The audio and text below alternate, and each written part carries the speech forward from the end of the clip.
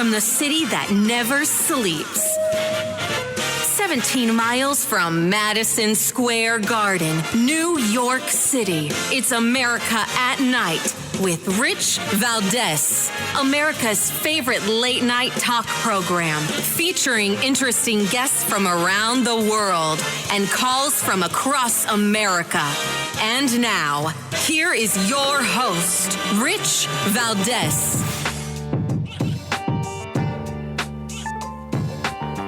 Hi there, good evening, and what's up, America? I am Rich Valdez, Valdez with an S, your liberty-loving Latino amigo. Happy to be here with you this Friday evening. We're live, we're national, and you can get me online at Rich Valdez with an S. Now, check it out, our phone number, if you want to join the conversation. We're going to be doing calls throughout the evening on topic, and then in the third hour of the show, we're going to do it on any topic you like. Open phones across America. 833-482-5337 is our toll-free phone number, 833-4-VALDEZ. Looking forward to having a conversation with you. If you disagree, you get moved to the front of the line. If you're a first-time caller, you also get moved to the front of the line, so you're competing with the disagreeers. And, of course, all the regulars, I love to chat with you guys. But I want to get into a few things, all right? There's a lot. I'm not going to have time to get into everything, but this is one of those Fridays where there's plenty to discuss. And just set the stage a little bit. We're going to talk about, obviously, a little bit of the big news today. All right, Bobby Kennedy, who was on this show, I don't know, maybe 3-4 weeks ago, he's decided to pull the plug on his presidential campaign and get behind Donaldus Magnus El Trompito, the 45th president of these United States, with an endorsement from RFK Jr., Bobby Kennedy, endorsing Donald Trump. And we have a clip of that. Listen to this. One of the issues that he talked about was having safe food and ending the chronic disease epidemic.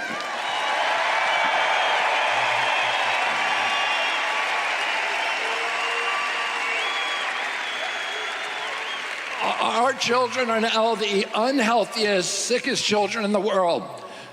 Don't you want healthy children? And don't you want the chemicals out of our food? And don't you want the regulatory agencies to be free from corporate corruption? And that's what President Trump told me that he wanted. He also told me that he wanted to end the grip of the neocons on U.S. foreign policy.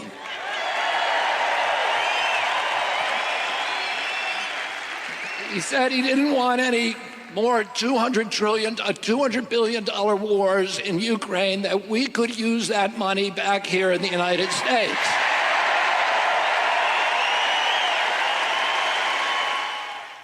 Okay, so we'll get more into that as we continue to progress through the evening.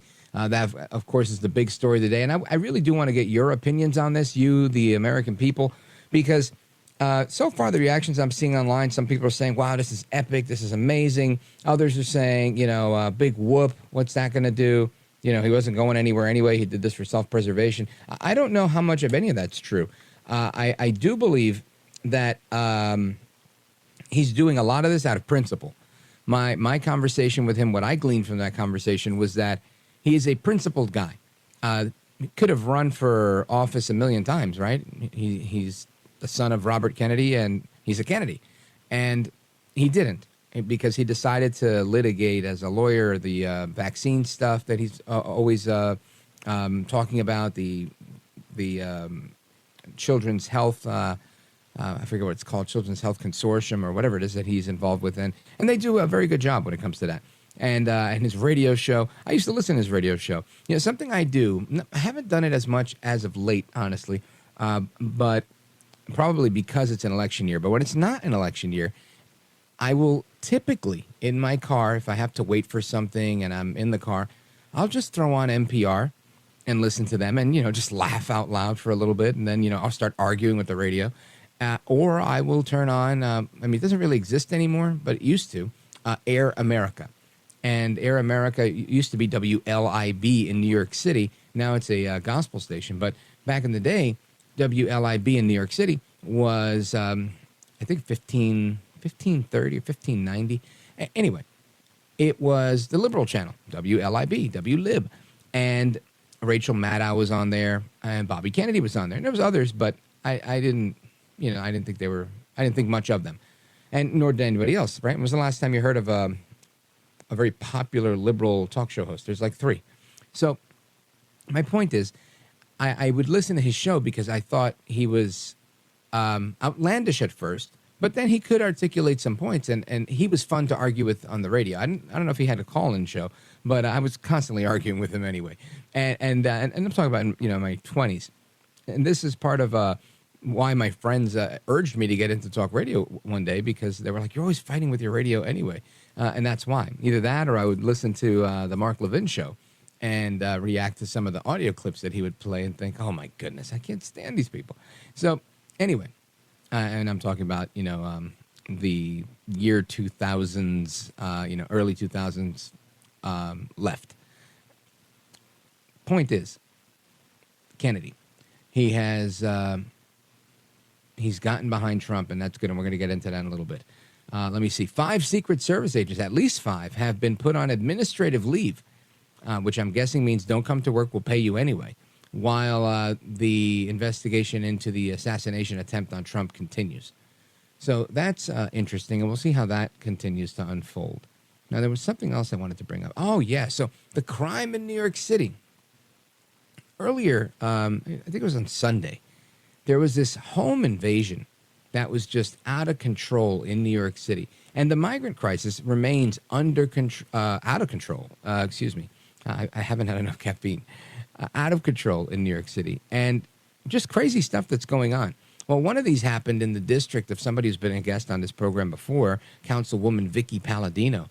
And I saw a clip of her addressing the community on this. And I said, you know what, let me get her on the show so that we could tell the rest of the country about what's going on. Because some would think that, this is the right thing to do. Some like, que mala eres, right? Kamala Harris thinks that this is okay. These are new Americans. We're welcoming these people. We're letting them seek asylum. We're helping them to flee the Northern Triangle, blah, blah, blah, blah, blah. And in reality, we're allowing a bunch of criminals, right? When Trump said that, he got in a lot of trouble. I'm saying it because it's true. Now, I'm not saying everybody that's coming across the border is a criminal, but there are a bunch of criminals and terrorists coming through the open border.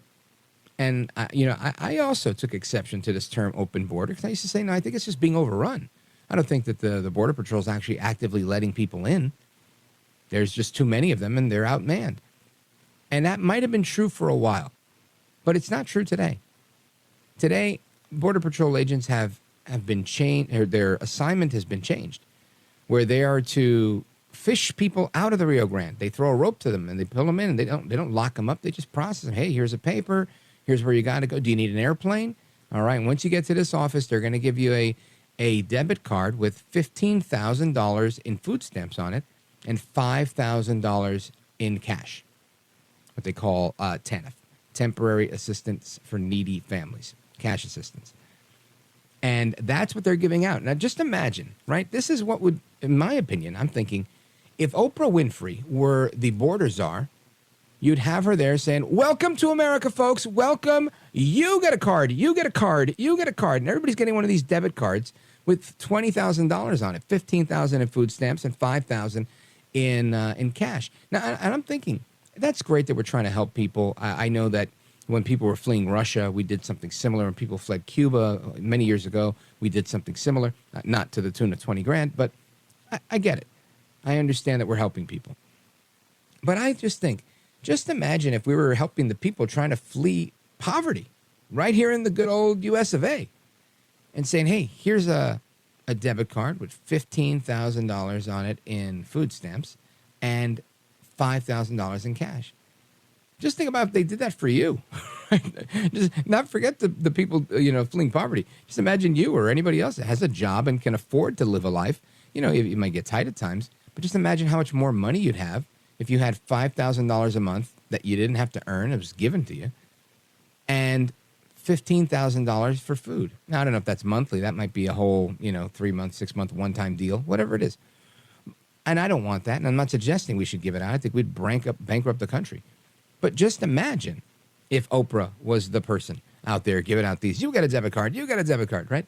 I mean, that would just be so insane. But in reality, that's kind of like what's going on at the southern border.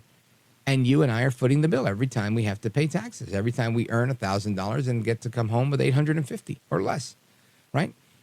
Nobody likes paying all these taxes. But the politicians love to spend your tax dollars.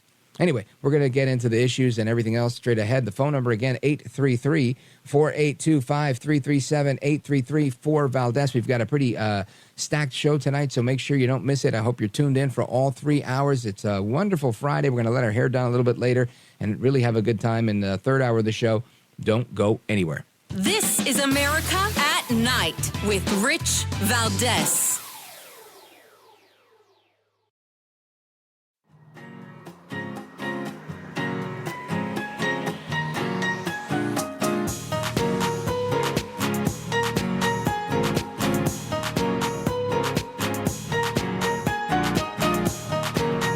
The best guests, the best opinions. This is America at Night with Rich Valdez. All right, I just want to make a confession, an announcement, a clarification. While I might be of Puerto Rican heritage, I absolutely love birria tacos. The birria taco is I don't know. I think it's just out of this world. There's a couple of places that I really enjoy. And again, it has nothing to do with the news of the day. That was something I really wanted to share because, man, I can't get enough of these things. Anyway, I was just talking about that offline with our producer, Count Delacula. And he also confided in me that he also has a taco addiction. So this is like Tacos Anonymous here. But listen to this. It was National Radio Day on Monday, and I tweeted out that I was on something called the Michael Harrison interview. Now, if you guys remember, Michael Harrison is an old friend of Jimbo's, and he's the publisher of Talkers Magazine, which is the talk radio industry Bible. And Michael Harrison invited me to be a guest on his podcast called the Michael Harrison Interview. And I had a phenomenal time. He let me talk, I think, unobstructed for 36 or 37 minutes. I took a couple of breaths, but no commercials, no anything, straight through. And man, it was a lot of fun. And we had a back and forth as well. But he cracked the joke and he said, I think that might be the longest answer to the simplest question I've ever gotten. 37 minutes. So I thought that was nice. And I want you to check it out if you can. If you're into podcasts and you like Michael Harrison and Talkers Magazine, and you're into the talk radio industry, or you want to learn more about my background and stuff you don't really hear about on this show, make sure you go to talkers.com and check out the Michael Harrison interview. Now, somebody else that has a podcast is my buddy, Professor Nick Giordano. He's got a podcast called the PAS Report, and it is a great podcast. I've been a guest on it, and I really appreciate listening to it when I have the chance and being on it even more so. And we're going to bring him in just a moment. But as you know, the news of the day, the biggest story today, RFK Jr., Bobby Kennedy, has endorsed President Trump. He suspended his own campaign, and he threw his weight behind El Trompito. Listen to this. And these are the principal causes that persuaded me to leave the Democratic Party and run as an independent, and now to throw my support to President Trump. The causes were free speech, a war in Ukraine, and the war on our children. All right. And he also made a joint appearance with President Trump a little bit later, but we'll get into some of that audio as we move forward. I want to welcome our guest, Professor Nick Giordano. Welcome back, sir. Thank you for having me, Rich. Always happy to join you. Thank you, brother. Now, I always forget this, and I always ask, and I still always forget. But I know it's the P is for politics, and the S is for strategy. But what is the A for in the PAS report? Analysis. Analysis. Check out the PAS. You gotta provide the analysis. Yeah, absolutely, and you're great at it. I always introduce you as the guy that was always on Tucker. If you remember the professor always on Tucker, that's Nick Giordano. He and I go to the same barber, by the way. So, Nick Giordano, I want to get into this. I want you to give us both your political perspective, and let's do it like you do it, PAS, right? Let's get the political perspective, then we'll get some of your analysis on it. And then I want, the strategic take, where you think it's advantageous and to whom and why and how. So, RFK Jr., the rumor is that yesterday, all that, he's going to get behind Trump. Today it comes true. He gets behind Trump. Some people are saying this is a snooze fest. It doesn't mean anything. Others are saying this is going to be huge. Where do you think this falls? Well, as far as the politics aspect of it, I mean, look at RFK Jr. is a lifelong Democrat who is unhappy with the direction the Democratic Party has gone in. He believes in the core areas of free speech is extremely important. He's against censorship, and he didn't like all the things that were done during COVID. He also didn't like the cover-up of Joe Biden's cognitive decline. So he decided to challenge President Biden in a primary, and Democrats did everything they could to prevent him from challenging President Biden. So he decided to run as an independent, and then the Democrats tried to stop him in literally every state, suing him to try and prevent him from getting on the ballot. So he saw he didn't have a lot of avenues, especially as they dropped Biden. And as far as the politics aspect of this goes, he certainly is disenfranchised. He's a man without a political party, and he is the one that made a decision that, hey, I don't see a real clear pathway forward. And so, you know what? I'm going to go and support the guy that I've spoken to several times who has listened to me, listened to my concerns. We agree on some core issues. They call them the existential issues. And I'm going to throw my support by him. Now, why does it matter?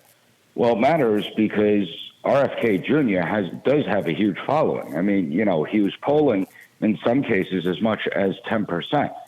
Now, you're talking 2020, President Trump lost by about 65,000 votes. And it was 10,000 in Arizona, 12,000 in Georgia, 20,000 in Wisconsin. That 1 to 2% swing his way could make all the difference. So this is a very big deal. And I also think it shows that there's this weird unification between the old school liberal aspect of the Democratic Party as well as the conservative aspect of the Republican Party. Yeah, great point. And this is a point that I've made, and I make it a little differently, and you tell me what you think about it. But I feel, right, in my coming of age, the Republican Party was, there were some conservatives, pretty much the Christian right, and which I kind of fell into. I was, involved in some of the ministries in my church, and I was pretty active in that world when I was married and whatnot. Then I got divorced, and then, I became more liberal. But at the time, that was the case, right? They were very pro-family values, and that was that group. And then there was the Lindsey Graham, George W. Bush establishment, country club Republicans, which I didn't have a problem with at the time. It was 1999, 2000. What did I care? I was, this is my first chance to vote in a presidential election.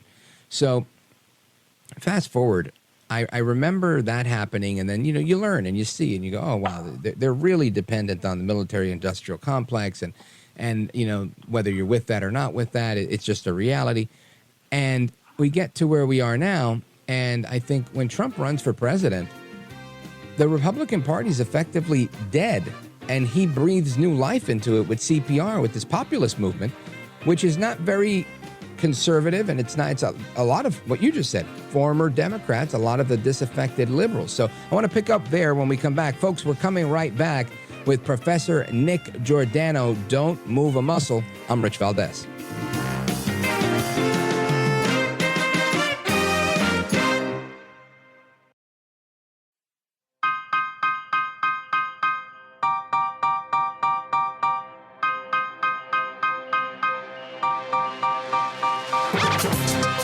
Well, thank you, Rich, and thank you for everything. I know you very well, and I listen, but I have a lot of people that listen, and they love your show, and I appreciate it very much. America at Night with Rich Valdez.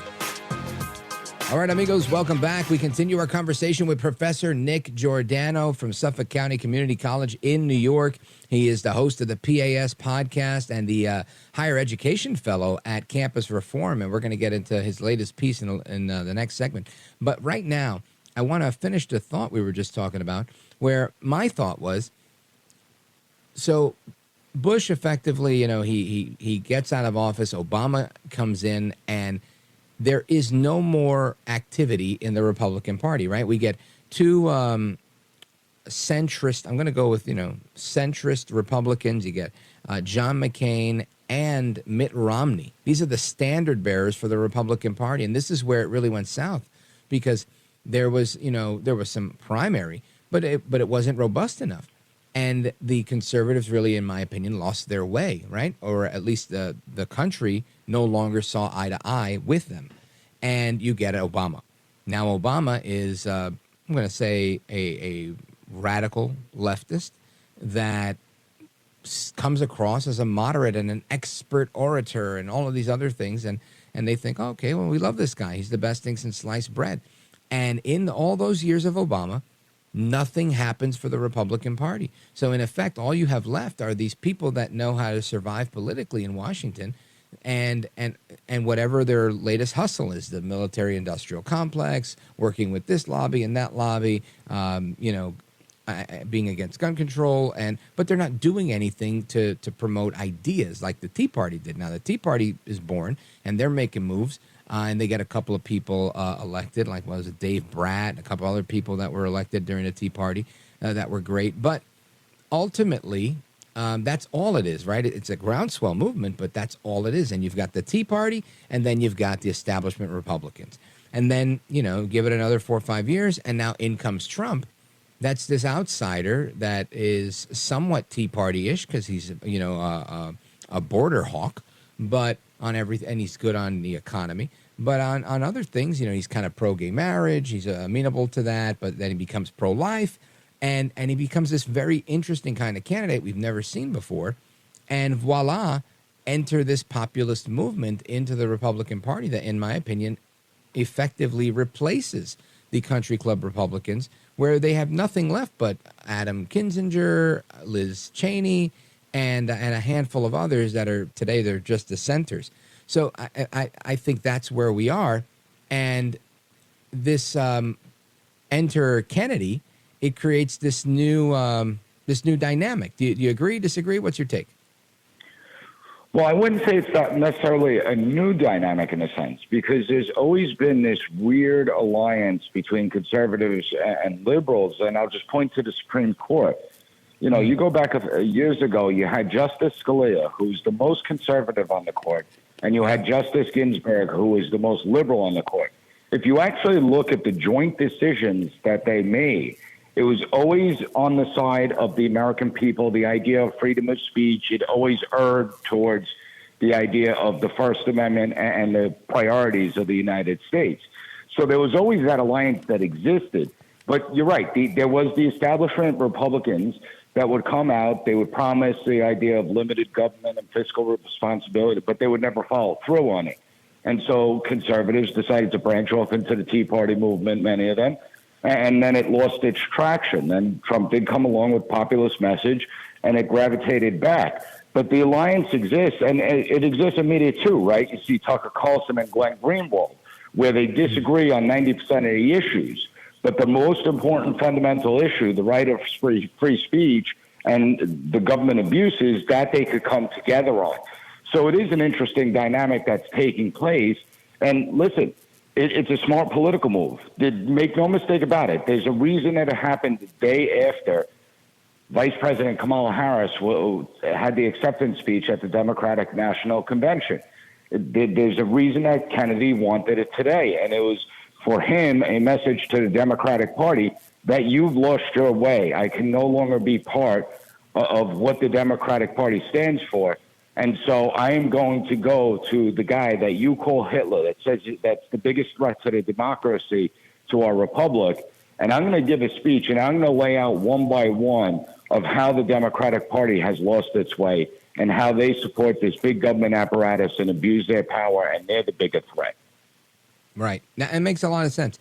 And I agree with you. I think these alliances, you're right, have existed. And I would say some of them have even gotten fractured to the point where, I think Trump is trying to kind of rebuild that relationship, because it's interesting and sad at the same time. But we probably have more in common with some liberals than we do with the progressive left. And again, with enter Obama, changing the court by adding Kagan and Sotomayor, who are not liberal by any stretch. These are left-leaning. And it's just a whole new dynamic, I think. So I'm curious to see if there are so many disenchanted Democrats, like Alderman Raymond Lopez, who was on this show from the DNC. He's out in Chicago, and he was saying, he's very upset with his party, and like RFK himself. And when he was on this show, he kept talking about how Biden was effectively trying to shut him up, and he was right. He was being silenced by Biden. They took away his Twitter, or they stifled his Twitter at least.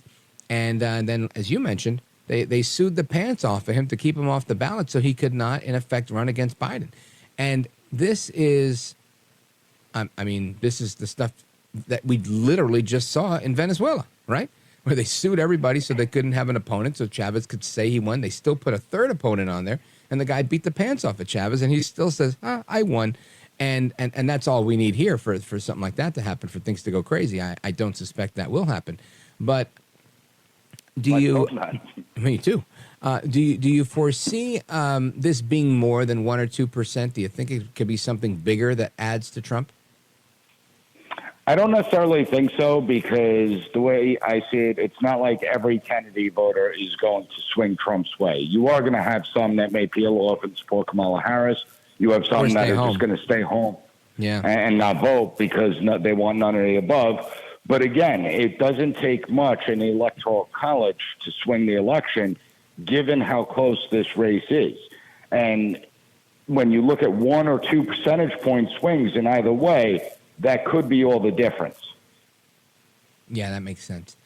All right. Well, I want you to sit tight with me. We're going to get back to some other topics, like the protests. There was all these protests that were going down in Chicago, and this seems to continue. And this is another interesting thing, right? You would think that these people are so upset with the Democrats, or at least are trying to terrorize or bully or intimidate the progressive left. Are trying to intimidate everybody else that's a Democrat that isn't on board with them to become pro-Hamas. But I'm wondering, on the other issues, like will they part company, like on support for LGBTQ and things like that, where I think a candidate like Trump certainly a lot more amenable to the LGBTQ movement than Hamas would be, right? And yet they seem to support Hamas a lot more than they support Trump. So that's just kind of interesting. But we're going to get to that and more straight ahead. Folks, we're on with Professor of Political Science at Suffolk County Community College, Nick Giordano. He's the Campus Reform Higher Education Fellow and the host of the PAS Report podcast. Make sure you check that out and subscribe to it. Don't go anywhere. I'm Rich Valdez, coming right back. This is America at Night with Rich Valdez. Call now, 833-4-VALDEZ. That's 833-482-5337. 833-4-VALDEZ. That's Valdez with an S.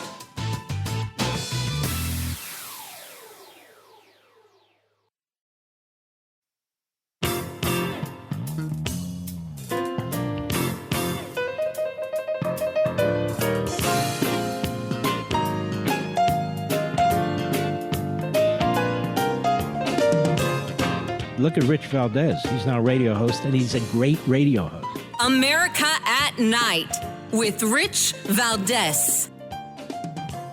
All right, amigos, welcome back. Familia, thank you for being here on this Friday night. And check this out.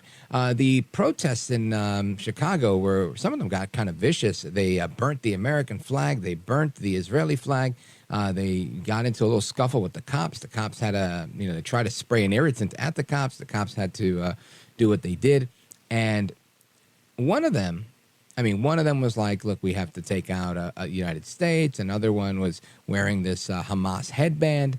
The whole thing is out of control. One of them even admits to being Palestinian, says every Palestinian supports Hamas. Listen to this. Every Palestinian supports Hamas, not just me. Every Palestinian support Hamas. Do you support October 7th? Who? October 7th. October 7? Yes, I do. What's wrong with October 7th? You tell me. Women and children. What? It's a murder. What is this? How about that? What is this bleep? They don't want to face the facts. The fact that many of them, I guess, are just so mad. They've been taught to believe the Jews lie, the Jews are bad, and that October 7th was a fabricated propaganda incident where they pretended to do everything, and the only people they went after, the Hamas folks, were actual military people. This is the lies that they believe.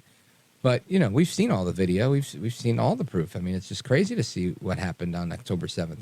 Literally, there's a huge war going on because of it. But anyway, that's the situation that we have. I want to bring back our guest, Professor Nick Giordano. He's a professor of political science at Suffolk County Community College in New York, and he's also the higher education fellow at Campus Reform. Nick Giordano, what do you think of this audio you just heard? I think that instead of the FBI wasting time looking at parents and traditional Catholics, that they might want to check into this guy. I mean, let's be honest here.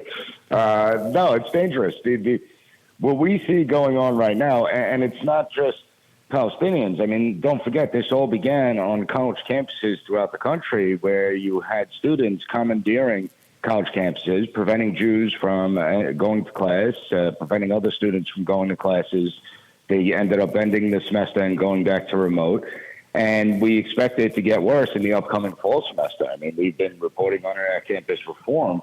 But the situation, when you have Americans and foreigners that did come here and naturalize whatever they are, and they're sitting there chanting death to America and burning the flag, that's extremely concerning. Because this isn't about the Israeli-Palestinian issue. It goes much deeper than that. And when you look at the Democratic National Convention, the reason that you're seeing these protests at their convention, not the Republican convention, is because these people, there's a faction of the Democratic Party where these people have a home in it. The Ilhan Omars, the Rashida Tlaibs, where they actively promote anti-Semitism, anti-Americanism. We're about to head up on the 23rd anniversary of 9/11. And, don't forget, Congresswoman Ilhan Omar, some people did something. Oh, yeah. And so they're trying, they don't think that the Democrat Party is far left enough, so they're trying to pull it even further to the left. Folks, we're on with Professor Nick Giordano, professor of political science at Suffolk County Community College, host of the PAS Report podcast, and higher education fellow at Campus Reform. And I'm with you on this. Look, I think this stuff is out of control. If you want to protest, go right ahead. I support that. I really do. I have to because, I sit here and talk smack all day. But what I don't support is people stealing other people's flags. And we've seen that, right, where they go and they'll take down a flag from somewhere and raise their own flag. That's not protest, right? That's vandalism. That's you stealing a flag that isn't yours. It belongs to the city or whatever. And that stuff needs to be enforced. And yet I feel like the cops aren't taking a very strong stance against that. So that's problematic. But aside from that, before you go, I want to, well, actually, do you think you could stick around for a couple more minutes so I could talk to you a little bit about 2024 outcomes? Certainly can. You got it, brother. All right. So, folks, we're coming right back. He's gracious with his time. Professor Nick Giordano and me, Rich Valdez. This is America at Night with Rich Valdez. Call now, 833-4-VALDEZ. That's 833-482-5337. 833-4-VALDEZ. That's Valdez with an S.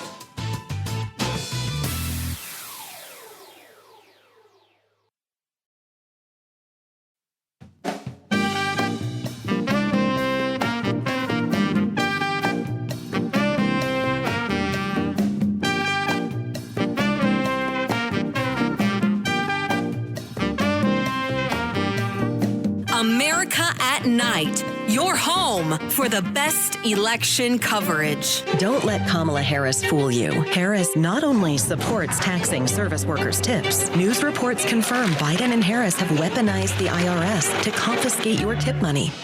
Harris and Biden have literally unleashed the IRS to harass workers who receive tips. And they just may be coming to your house next. Only President Trump has a plan that ends all taxes on service workers' tips. President Trump, he's on your side. I'm Donald J. Trump, and I approve this message. So that's the latest ad from the Trump campaign, and it goes after Kamala's copycat approach to tips. But Professor Nick Giordano, what I wanted to ask you was, do you think that she's going to effectively be able to, A, do this copycat strategy, and B, distance herself from the failures of the Biden administration? Because, again, she is the Biden administration, right? And all I can think of is, you know, they collectively say, the economy's great, folks. The economy's great. But don't worry, on day one, Kamala's going to fix it. And the border is fantastic. It's entirely secure. And day one, you vote for Kamala. She's going to do what? And it just almost comes across like they're holding the country hostage until we vote for her, and then she's going to do the fixing. I don't know why anybody would go for that or believe that.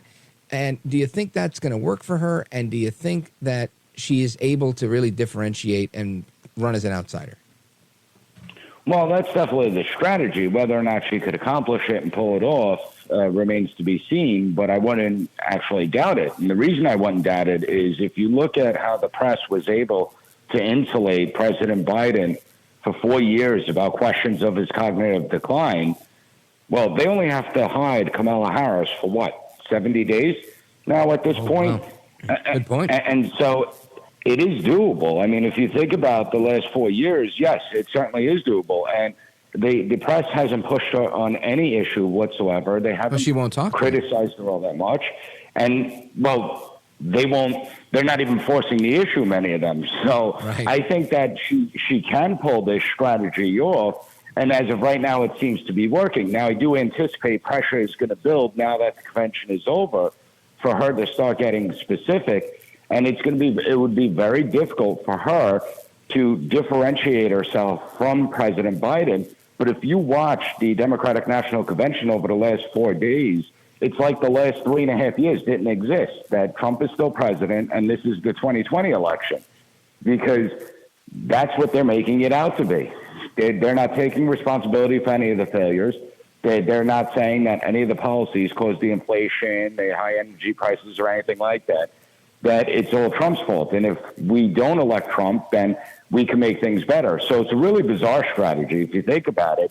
And it's going to be incumbent on the Republican Party and former President Trump to really call them out and to talk about the issues and to expose the failures of this administration that everyone can feel, but people now run through emotions as opposed to using reason and logic when they're going to the voting booths. You know, Professor Nick Giordano, before I was a talk show host, I was a producer and spoke with a lot of people, worked on a really big show, and I've developed a lot of friends, a lot of contacts over the years. And I'm not saying I've heard this, but I am going to position a question to you, pretending that I've heard this. And if I'd heard that, or I guess if anybody had heard that there are conjecture, speculation, rumors that in a future Trump administration that Professor Nick Giordano might be selected to serve in the Department of Education as a secretary or even as a senior advisor, is that something that A, rings true to you? Is there any truth to that? And B, would you do it? Well, I haven't heard of any truth to that rumor. We'd have to wait and see what happens with that. But our education system has fundamentally collapsed, and it does need to be fixed. And there are ways we could take it back. Well said and well put. Folks, Professor Nick Giordano, Professor of Political Science at Suffolk County Community College in New York. Sir, you're a gentleman, a scholar, and a patriot. Thanks for staying up late with us. Always a pleasure, Rich. You got it. All right, folks, I'm coming right back. Rich Valdez, hour number 2, right now. Don't go anywhere.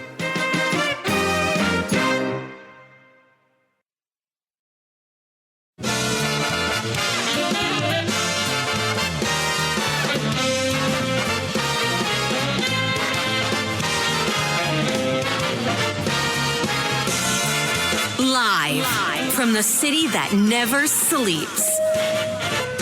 17 miles from Madison Square Garden, New York City. It's America at Night with Rich Valdez, America's favorite late night talk program, featuring interesting guests from around the world and calls from across America. And now, here is your host, Rich Valdez.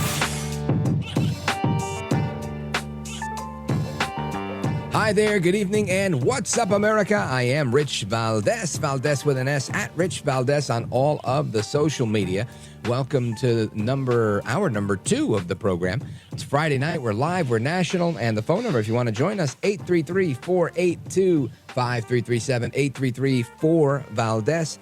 And, of course, the big story of the day, take 2. RFK Jr. has endorsed President Trump, putting all of his support behind the President of the United States. And he announced this in Arizona earlier today. I think we have some audio of this. Listen to this. And these are the principal causes that persuaded me to leave the Democratic Party and run as an independent. And now to throw my support to President Trump. The causes were free speech, a war in Ukraine, and the war on our children. And I think this is going to help President Trump. I'm not sure to what degree, but does it really matter? The idea that you have this dynastic figure of American politics on the Democrat side, Kennedy endorsing Trump, I think is a pretty big deal. And I think there's a degree of gravitas. I think there's also a lot of people that follow Kennedy because of the vaccine issue. So I think this is helpful for Trump for sure, and definitely is going to splinter some of the vote from Kamala Harris. So we'll see how it plays out, but that was the big news today in Arizona. Then there was a story just this past week, of some crime that's just out of control in New York City. And again, it's San Francisco. There's so many dangerous cities. The bluer they are, the more left-leaning they are, the more dangerous they are. And something that I think is really this is a particularly crazy story. You know, rather than me sum it up for you, we have a report. Listen to this. Residential neighborhoods in Northeast Queens were on edge after a terrifying home invasion in Douglaston early Saturday morning. Police say 3 Cambria Heights men broke into the home and held 8 people, 3 of them children, hostage at gunpoint. One woman escaped carrying her 1-year-old baby and called 911. Officers from the 111th and 109th precincts, along with the emergency service unit, secured the perimeter. We deployed our drones up to act as a second layer of eyes. The suspects, they didn't want to give up. They jumped out the back window. Commissioner Daughtry says the drone video allowed them to track the escaping suspects' movements in real time and capture them. Police do not believe this was a random home invasion. Some of the officers involved received commendations from City Council member Vickie Paladino. The rapid response of our officers and the deployment of this technology made all the difference. The 3 men arrested in this home invasion are now facing charges of kidnapping, robbery, burglary, and other felonies. If convicted, they're looking at the possibility of more than 25 years behind bars. In Whitestone, I'm Lisa Evers, Fox 5 News. Wow. Yeah, you heard that right. So 3 thugs armed with guns and hammers stormed a Queens home through a window and held the whole family captive with hammers and guns. This is terrifying. Anyway, this is what's going on. They called 911 and whispered to police that the thieves were in the house, according to one law enforcement source in the New York Post. And this all happened just before 2:30 in the morning. And I'm just thinking, my goodness, this can happen to anybody when you have the type of situation we have in our country, when every city is now a border town. When you have an open border and you have these sanctuary city mayors that totally endorse the idea of illegal immigration and rampant crime, and they do nothing to stop it. Thank God for the brave men and women in blue, the NYPD, responding to this. But this didn't have to happen. Just like the rapes of all these little girls that are, getting raped by these migrants that are coming in illegally, this didn't have to happen. And to me, it begs the question, My mother would always say, "Hasta dónde llegamos?"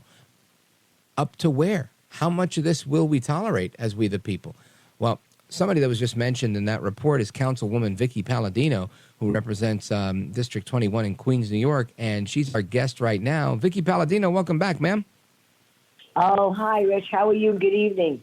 Oh, I'm doing great. Nice to hear your voice. So, Thank you. Same here. My pleasure. Let's talk about this because I saw this and I said, oh my gosh, things are getting definitely a lot more out of hand than they were when it's, spilling into some of the nicer neighborhoods in Queens. It's not like this is happening in Manhattan, right? This is a pretty residential area. And I'm thinking, this is not good. Talk to us. What's going on here? Oh, well, this was a shock. I mean, this was in my district, which is District 19 in Northeast 19, Queens. excuse me. That's okay, Rich. And I was as shocked as everybody else was, when I woke up on Sunday morning to this news. Imagine being dead asleep at 2:30 in the morning, and these people broke into your home, woke you out of a sound sleep, took you hostage.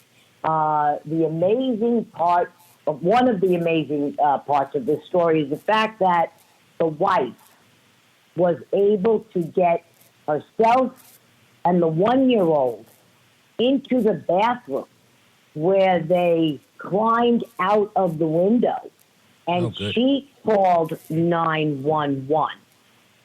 And she spoke very softly, according to Captain Porto, which, by the way, is the captain of the 111th precinct here in the Bayside section of my district. And kudos, if I may, Rich, to Police Officer Scott Gilbert and to Patrol Officer John A. Adams. So, along with Richard Porto. Kudos to their amazing response. This woman was able to call 911, and thank God she used the word gun, because as soft and nervous as ever, because the other members of her family, mind you, were being tied up in the living room. 8 other members of the family. So she was able to get that out. And the response. So you say she told them that they had a gun? Yes, she said, help me. If people in my house, they have a gun. Wow. The 111th precinct responded immediately. I think the quickest I've ever seen in my district. We don't have these really kinds of high crime incidences, but in this case, they came out in a minute. Well, I'm looking at a photo of the scene. Not to interrupt you, but I'm looking at a photo of the scene, and it looks very active. And there's a gray, looks like like the type of truck that you carry money around in, like a Brinks truck. It says NYPD on it. It's an armored personnel, kind of like a SWAT vehicle. So it seems like they were equipped for this. They were ready. And what helped tremendously was the drones. Where this is new technology that the city of New York has just started to use. It's been, somebody would have told me 3 years ago, I would have said, what are you talking about? The fact is, there was in what I put out was an image of the actual drone from the sky. There it was with the night goggles, and these guys got out of the house. His family had close to $60,000 cash in it. I want everybody to know that this house was targeted. They knew what they did for a living, I believe, and they knew they carried large sums of money, and people need to be very aware. And they weren't armed? The intruders were armed, yes. Well, I'm saying if these people carried a lot of money, they should probably carry a gun, too. No. Oh, you mean the people in the home? Yeah. That I don't know, Rich. There was no mention whatsoever of the family having any sort of armed protection. And two, remember, you're sound asleep. Somebody barged into your house. There's a certain, we like to stay a little naive at times. And you don't want. I was just going to say, it just goes to show you how people need to be so aware of their surroundings. It was an Asian family. They in the fruit and vegetable distribution business. So I believe they will watch, as does, our Commissioner of Operations, which is Kaz Dougherty. He got there right away. He was there on scene. And the drones went up in the air, and they caught the images of these men, whereas the dogs, the canines, were released. It was like something out of a movie, something I never thought in my district. Yeah. But this was, swift, coordinated emergency service efforts that were in place, and it worked.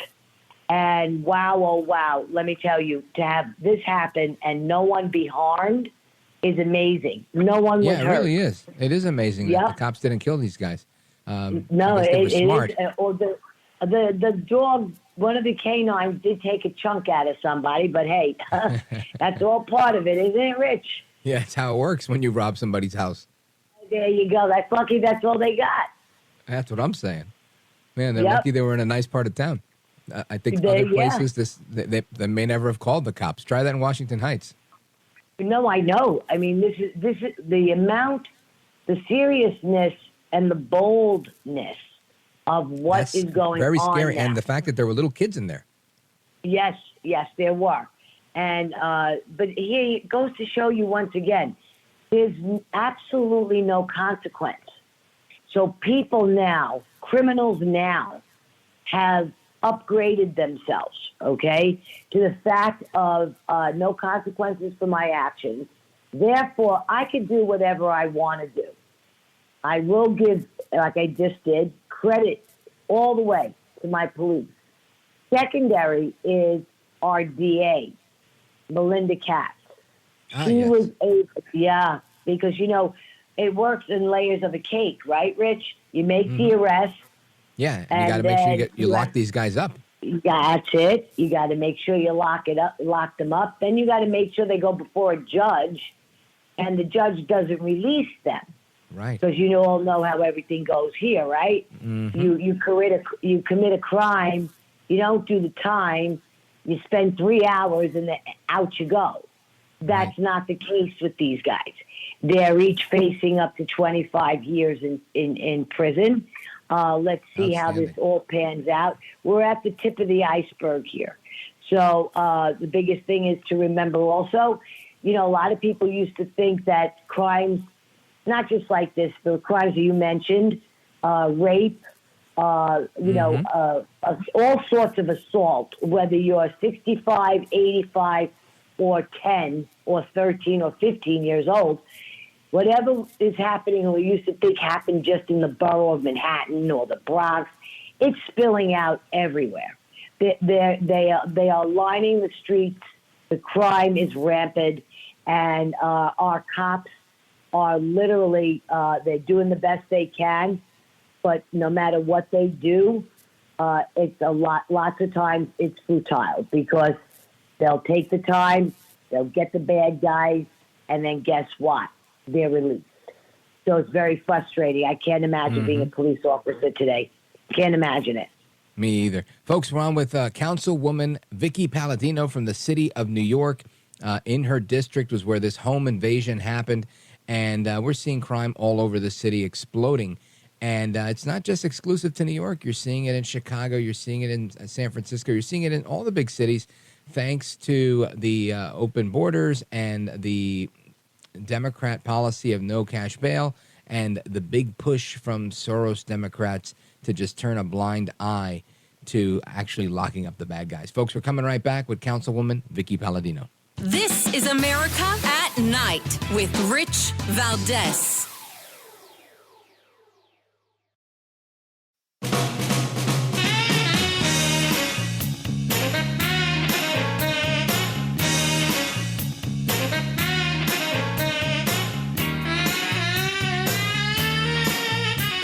Congratulations on just an amazing show. I know you've worked so hard in the industry, and nobody deserves it more than you do. So I'm happy to see you really succeeding here. It's awesome. America at Night with Rich Valdez. All right, amigos, welcome back, familia. We're on with Vickie Paladino, who is the councilwoman for District 19, City of New York, Queens, New York. And Councilwoman Paladino, not everybody knows this, but you were an activist before you were elected to the city council, and you were all over the place. You were at every protest that you were protesting for all the right things, and you made no bones about being a conservative Republican, about being a pro-Trump Republican, and you got elected and reelected in a landslide. And for everybody, I use you as an example all the time when people tell me, oh, but they're going to steal the election. And I tell them, you know what? They didn't steal Vickie Paladino's election. Vickie Paladino won in a landslide. And the fact is, you can get there, right? It took you years of hard work, and I saw you do it, and kudos to you for doing it, and kudos to the work you're doing in the city council, because now your cops in that area have the resources they need to defend the citizens and your constituents in that district. Had you not been able to actually get elected and do that job, who knows how they would be cutting resources in that district, right? Because not everybody's pro-police in your part of town. And I think the listeners need to know that, and your constituents need to know that. But taking it a little bit more, you're welcome, more globally here. Sure. We see RFK Jr. He endorses Trump today, which is fantastic. I think it's good for Trump. What do you think is going to happen here? Do you believe that Kamala Harris will be able to distance herself from Biden by Election Day? No, I don't. No, absolutely not. So long as we keep pressing the fact that she is Biden, okay? She is an extension of Biden. And every time, we saw it right out of the gate. When she claimed not to be the border czar, no, you may not do that. You are the border czar. What we saw these last 4 days was a bad movie. This was so scripted. They took the most hated politician in Kamala Harris and, much to our shock and awe, turned this woman into a mega star. In a lot of people's eyes. And you know what? A lot of people on the Trump side, meaning normal folks, I deal with them all the time. Yeah, I deal with people all the time. And a big question is, oh my God, is this really going to happen? Is she going to take this? And here's what happened. Biden did a basement, right? Last time he was in the basement the whole time. Right. Oh, she's out there now. Well, that's what the media wants you to think. She's not out anywhere now because she's not sitting down and she's not doing an interview. And all I keep saying is nail this woman. This woman's got to get before a mic on a one-on-one. Or even better, Councilwoman, she's got to get in front of Trump on a debate stage, and then he'll rip her to shreds. I can't wait either. Now, Vickie, I don't want to cut you off, but we're going to run out of time. I want to make sure you let everybody know how they can support your campaign, how they can follow you on social media, your website, all of that. Thank you, Rich. I am running for re-election already next year, 25. We will have, if you go to Vickie Paladino for NYC, that's my website. You could follow me on Facebook, Vickie for NYC. I think it's all the same, right? Vickie Paladino for NYC, and you can get her either online or on Facebook. Councilwoman, thank you for being here. I'm so proud of you. Godspeed to you.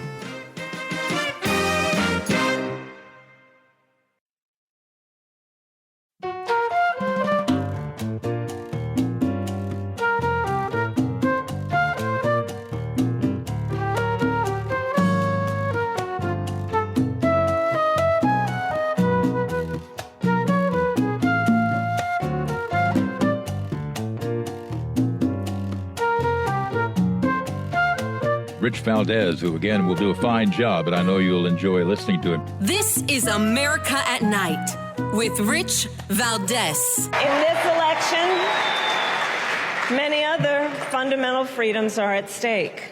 The freedom to live safe from gun violence in our schools, communities, and places of worship. The freedom to love who you love openly and with pride. The freedom to breathe clean air and drink clean water and live free from the pollution that fuels the climate crisis. And the freedom that unlocks all the others the freedom to vote. I would like the freedom to set me free from the commie crisis, right? That would be real nice. That's Kamala Harris at the DNC last night in her very long acceptance speech where she had lots of platitudes and a little trashing of El Trompito, but ultimately landing on this patriotism and the freedom to this, that, and the other. And all I could think to myself was, what about the freedom to have a secure border?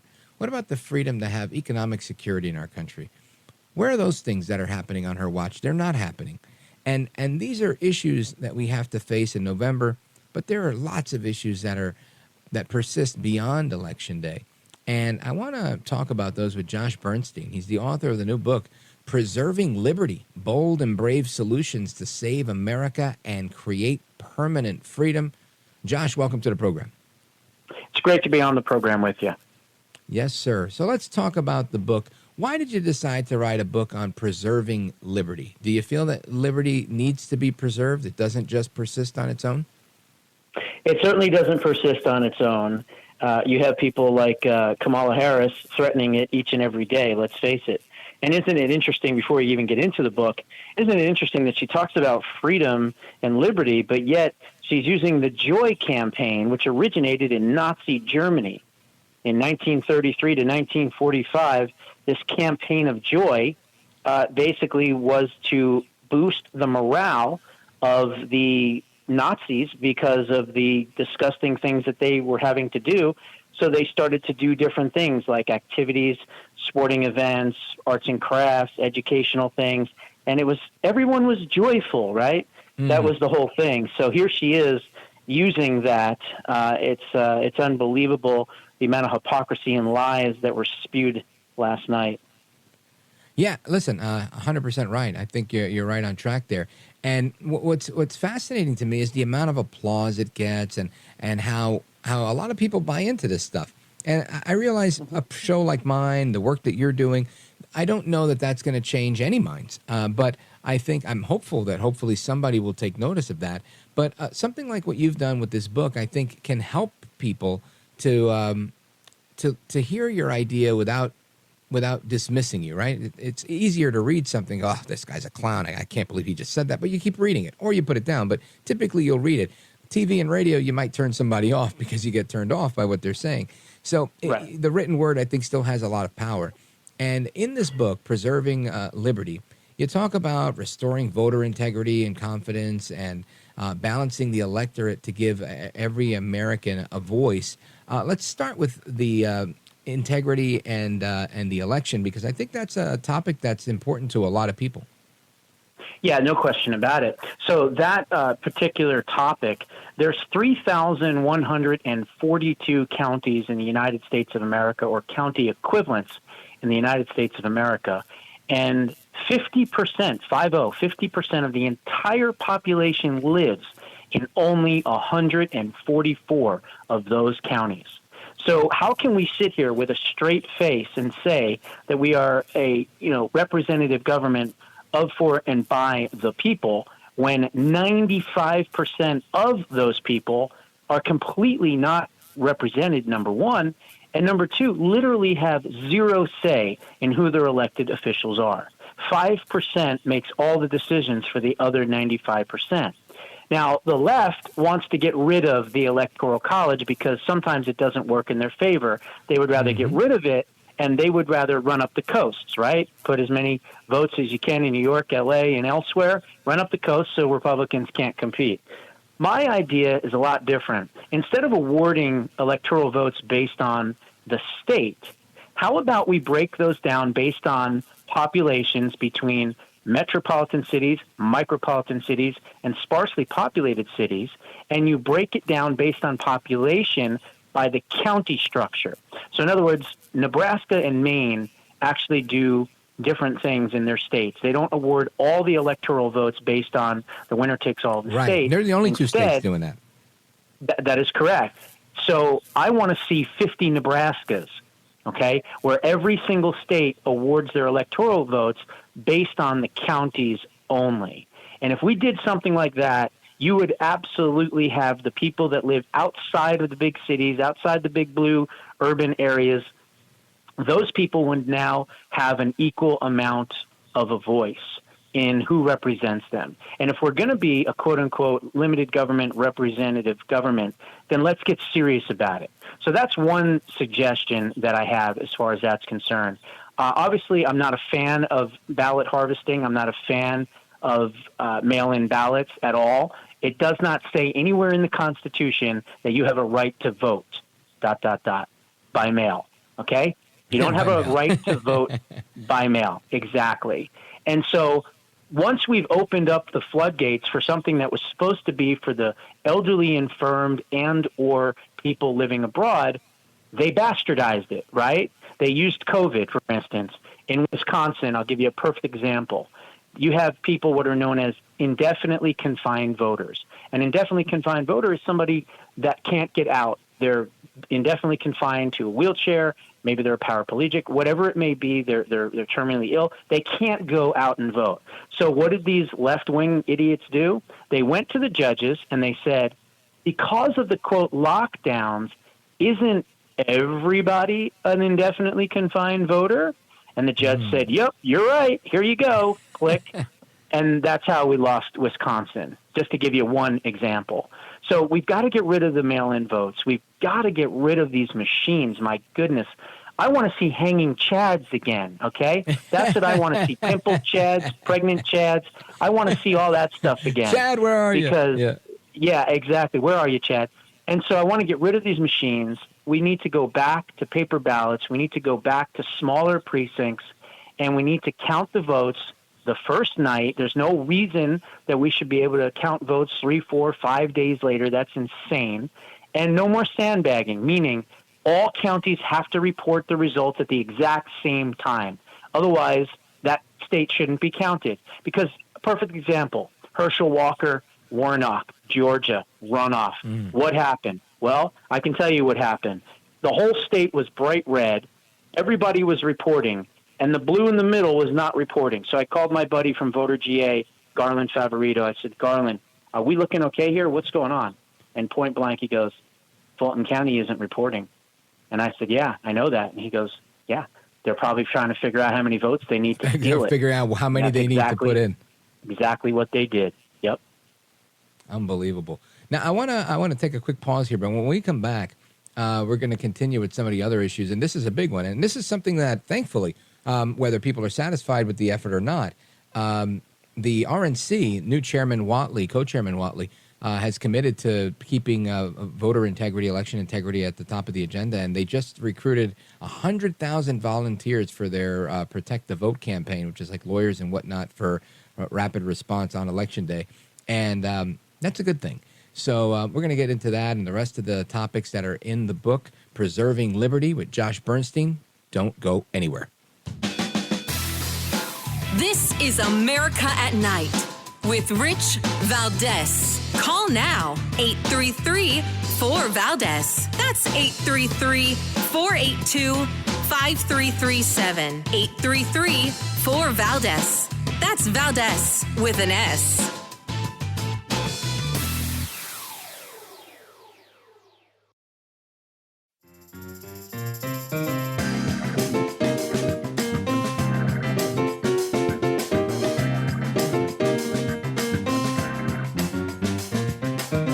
You have experience and skills in interviewing, or you wouldn't be on your program. America at Night with Rich Valdez. Kamala Harris is now pretending to endorse my policy. She's got a lot of other policies. She's a copycat. She's a flip-flopper. You know what a flip? She's the greatest flip-flopper in history. She went from communism to capitalism in about 2 weeks. But in fact, Kamala cast the tie-breaking vote to hire 87,000 new IRS agents to go after your tip income. They're going after it in a lot of ways, so I don't know what they're doing now. This has happened with a lot of industries. When we come out with something, they immediately fold. That is El Trompito, Donaldus Magnus, the 45th president of these United States, at his rally today in Arizona. or Nevada, and he was talking about a few things that really coincide here with Preserving Liberty, Josh Bernstein's book, talking about class warfare, like the war against tips that Kamala Harris was doing while increasing spending to increase the size of out-of-control Washington with all these IRS agents. And Josh Bernstein, when you hear Trump saying that she's a copycat and talking about these issues, what's your initial reaction to that? Well, I definitely heard it because I was there today. It was in Glendale, Arizona. So I was at the rally. What do I think about it? Look, I think that when someone is devoid of any type of program or policy that the American people would actually want for an appetite, and they can't force it on them, and they don't have anything to offer them, then they're going to just steal or they're going to copy, just like they did with the no tax on tips. Now the other one is the child credit. I mean, it's unbelievable. I like the fact that President Trump's team put out a Kamala Harris website because she didn't have a website that had her policies, so they decided to help her out and do it for her. So I thought that was kind of cool. But one of the things I talk about in Preserving Liberty is we've got to understand that one of the ways that the left is able to survive and operate is through not only just disinformation, but more importantly, through class warfare. And you kind of touched on it a little bit. And class warfare is embedded in tax policy. And so if you change the tax policy, then you can eliminate the argument, the 1% versus 99% and all that. Even though when you look at the tax and how things are broken down, 50% of Americans don't pay any taxes at all. And the top 50% pay all the taxes. So, again, that's not fair either. So one of my suggestions is to scrap the entire tax code, which is thousands upon thousands of pages long on purpose, and go to a 22% consumption-only tax. And here's the reason why. If you went to a 22% consumption-only tax, that would mean that you would eliminate property taxes, income taxes, payroll taxes, all the other different taxes that you have. So right now, most people fall into a 15% bracket that are W-2 employees, right? So that's around on average is what your percentage is. And then you have 7.65% on average, which is the payroll tax. So if you take the 15% plus the 7.65, you get 22%. That's where I came up with the number. It's high enough, but yet fair enough. It doesn't help the poor any more than it helps the rich, and it doesn't hurt the rich any more than it helps the poor. It's even. Everybody gets the same amount, and more importantly, you'll keep so much more of your money because you won't have to worry about paying taxes on all these other things. So what does that mean? You can reinvest your money back into the market, which will strengthen the economy, which will put us in a better standing financially overall, and will create more jobs, more risk, right, to create more jobs. So that's the types of things that I talk about in the book. Another thing is reining in the FISA court. I don't know if people know this, but the FISA court's been around since 1978. They have a 99.9% acceptance rate on all spy warrants. They have only denied 12 warrants in the history of the FISA court. And guess what? They're a shadow court, very powerful. All of their members are appointed by one person. They answer to absolutely no one. There's no overhead for the FISA court because John G. Roberts, of the Chief Justice of the Supreme Court, is the one that appoints every single judge on that court. So one of the things that I suggested, I said, at a very minimum, why don't we at least put these judges under the advice and consent of a Senate confirmation process, so that at least we can vet every these other judges. judge. Exactly. Yeah. So those are just some of the different things, that I talk about. Washington, D.C. is 68.5 square miles. Do you have any idea how many registered lobbyists there are in D.C.? No clue. 12,500 in a 68.5 square mile radius. That's over 150 lobbyists per square mile. I have a whole chapter 4 called Dismantling Washington. That's literally the title of the chapter.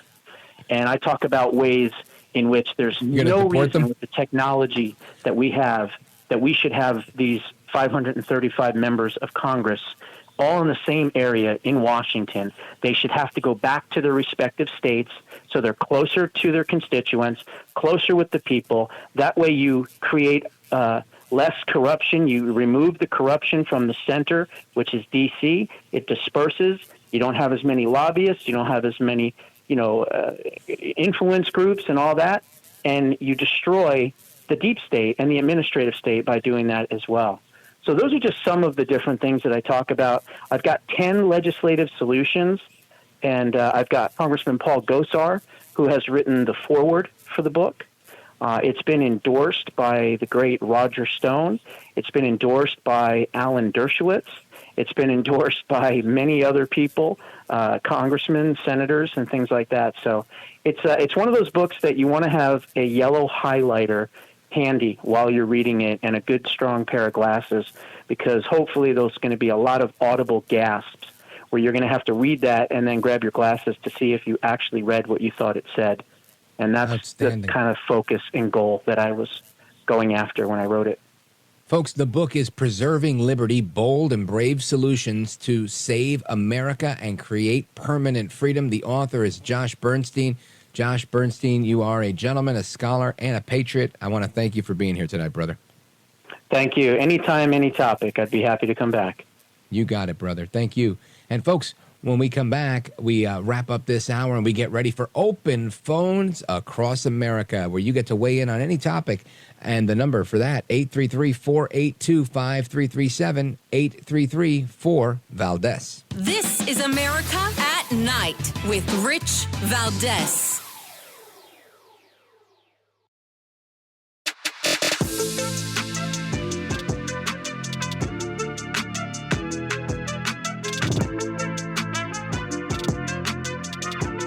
Call now, 833-4-VALDEZ. That's 833-482-5337. 833-4-VALDEZ.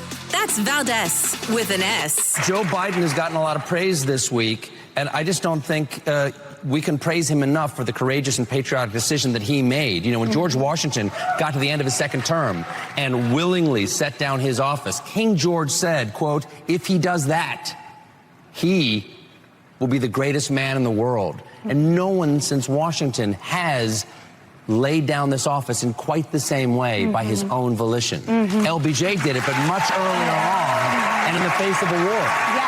Yes. What do you have to say about President Biden's choice? I think similarly to George Washington, President Biden did this in order to not just establish but preserve American democracy.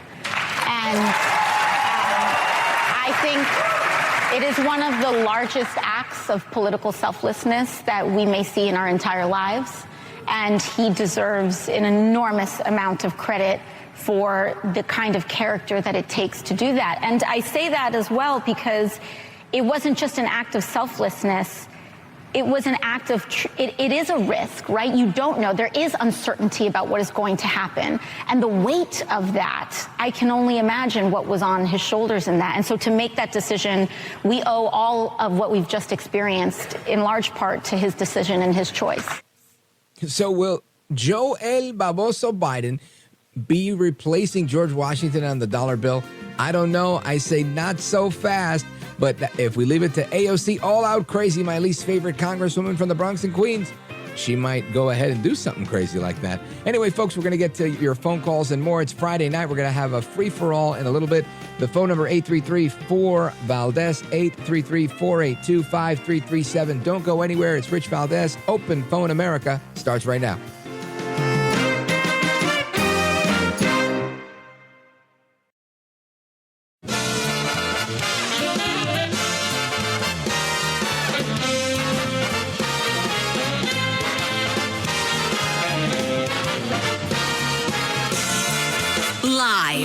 From the city that never sleeps. 17 miles from Madison Square Garden, New York City. It's America at Night with Rich Valdez, America's favorite late night talk program, featuring interesting guests from around the world and calls from across America.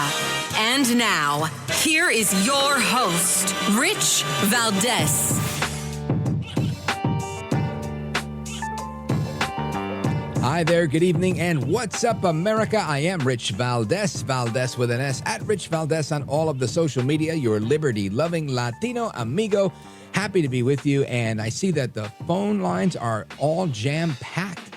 So we're going to be getting to your calls a little earlier than usual since there's so many hanging out, waiting to share their opinions on the news of the day. Of course, once we get through some of those calls, some lines will open up, and you'll be able to get on. 833-482-5337 is the number, 833-4-VALDEZ. And again, the big story today is that RFK Jr., Bobby Kennedy, the candidate for president, has suspended his campaign, and he has endorsed Donald Trump. Donald Trump had some really nice things to say about him at a joint rally they did. Listen to this. For the past 16 months, Bobby has run an extraordinary campaign for President of the United States. I know, because he also went after me a couple of times. I didn't like it. And I mean this sincerely. Had he been allowed to enter the Democrat primary, he would have easily beaten Joe Biden, but they wouldn't let him in. They put up rules. I've never seen rules like he had to have 65% of the vote in order to run, little things like that. His candidacy has inspired millions and millions of Americans, raised critical issues that have been too long ignored in this country, and brought together people from across the political spectrum in a positive campaign grounded in the American values of his father, Robert Kennedy, a great man, and his uncle, President John F. Kennedy. And Robert Kennedy responding to that at a joint appearance with former President Trump at the rally in Glendale, Arizona, saying that they found some common ground on ending chronic diseases and stopping funding of foreign wars. And he also talked about censorship. Listen to this. And he told me that he wanted to end the censorship, because the whole basis of American democracy is the free flow of information. And we know that a government that can silence its opponents has license for any kind of atrocity. And can you think of any time that you can look back in history and say that the people who were censoring were the good guys? They're always the bad guys, because it's always the first step down that slippery slope to totalitarianism. Again, that is RFK Jr., Bobby Kennedy talking about censorship. And this is something he knows really well. Why? Well, because obviously he was censored right at the onset of COVID by the Biden administration.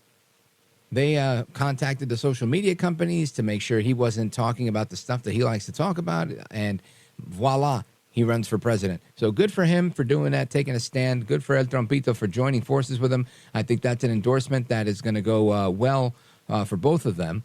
And I want to get your reaction to these endorsements. Let's go to Jerome, Charleston, South Carolina. If you disagree, you move to the front of the line. WTMA, welcome, Jerome. Hey, is Bobby, old Bobby, is he a bigger sellout than Nikki Fake Haley, who said, he's not fit for office, he should be president, and then turns out and says, I'm going to vote for him. How does that work? And now you got Bobby I'm with Kennedy. you. I'm with you. I believe she is a bigger sellout, only because this guy has some sort of commonality, right? He's got his whole medical freedom agenda that Trump is on board with, and I think that helps him, and it helps. It's a shared base. Nikki Haley doesn't even have a shared base. There's not many conservatives. I was one, right? I like Nikki Haley, and I think she's a fine person outside of some of her political decisions, and leaving her ambassadorship saying she wasn't going to be running for president. And then running for president, I think, was really where it left a little bit of a bad taste in my mouth. So to answer, I guess, your point, or to respond to your point, I would say I think she's the bigger sellout of the two. Hey, I heard some of those Republicans that testified at the Democratic convention sort of reminds you of that old saying, revenge is a dish best served cold. Well, maybe if it was in fact revenge. I mean, to me, if you have a boss, right? Trump is the boss. He's president. He hires people. They may want to move forward with their career. They don't get their way. They have a certain agenda item. They don't agree with an agenda item. And then if they leave and they don't leave on good terms because he fires them or he doesn't give them what they want, they badmouth the guy.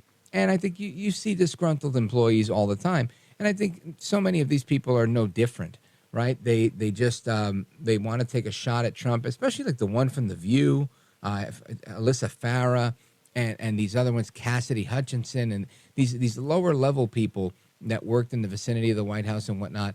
They're really just out there, I think, shopping for that 6-figure book deal. They're like, I could be loyal or I could go against this guy and try and cash in for a payday.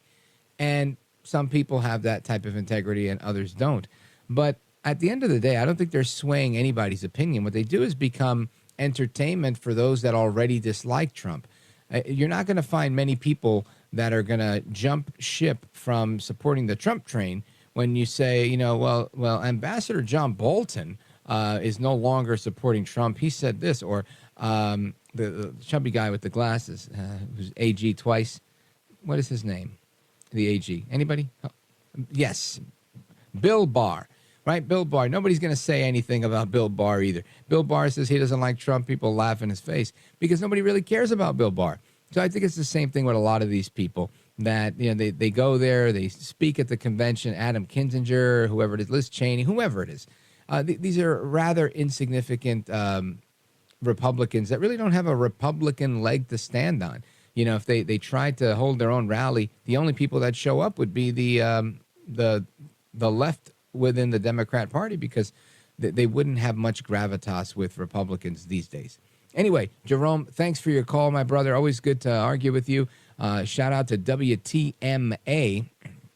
I want to continue. Let's see. Where do we go here? We go to Gary, Eagle, Colorado, KNFO. Gary, welcome. You're on with Rich Valdez. Go right ahead. Thanks, Rich.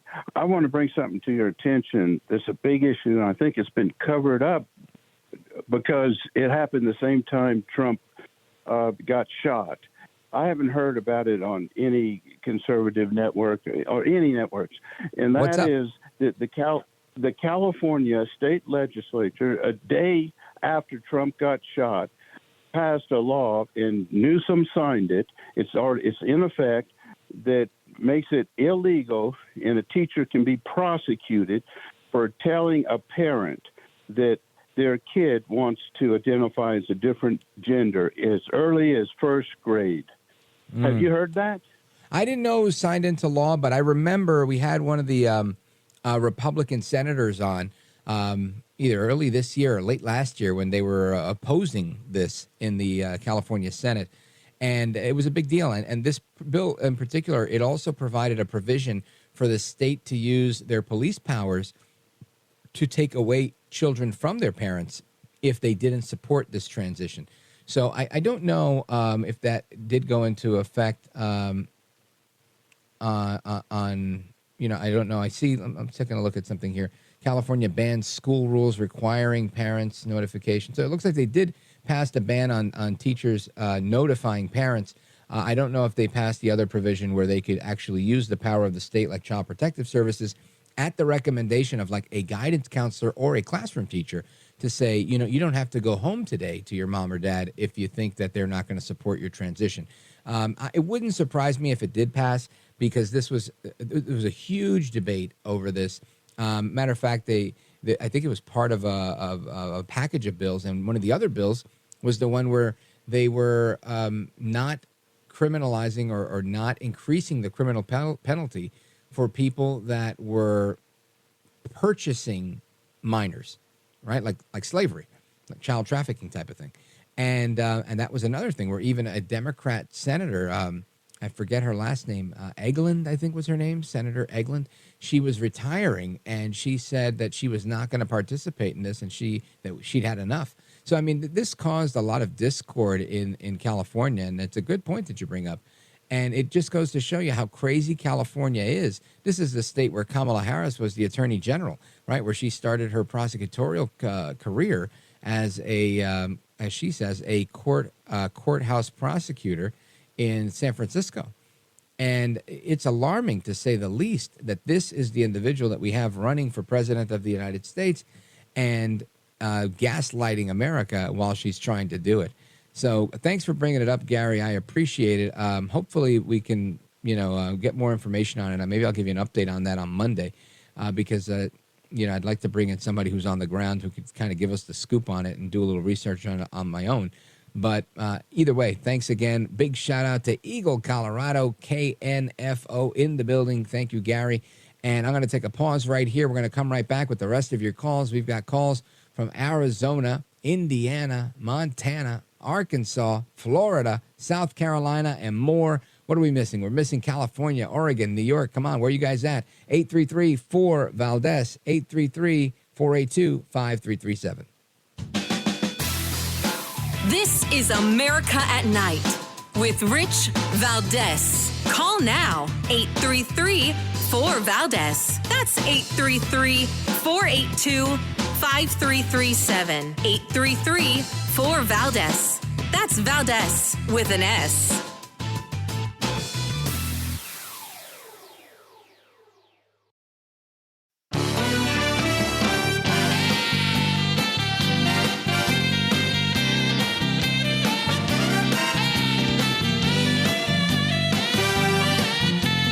I want to listen to you, Rich, all the time. America at Night with Rich Valdez. In this election, many other fundamental freedoms are at stake.